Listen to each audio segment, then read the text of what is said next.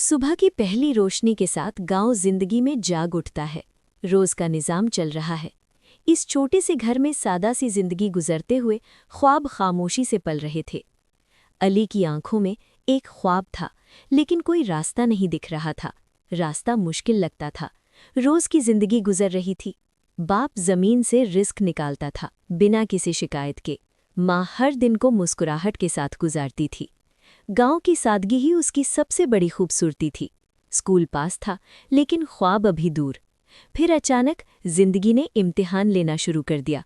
अचानक बारिश हुई, मेहनत पानी में बह गई, फसल सारी बर्बाद हो गई। लेकिन उम्मीद अभी जिंदा थी। अंधेरी रात में भी माँ बाप की दुआ रोशन थी। बाप ने फैसला कर लिया, खुद के लिए नहीं, बेटा के लिए।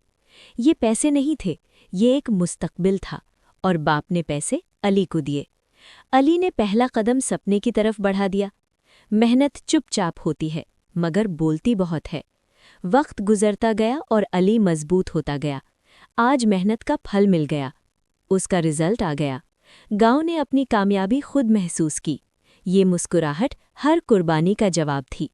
माँ बाप खुश हुए। सूरज ढल गया, मगर एक नया सवेरा जन्म ले चुका था।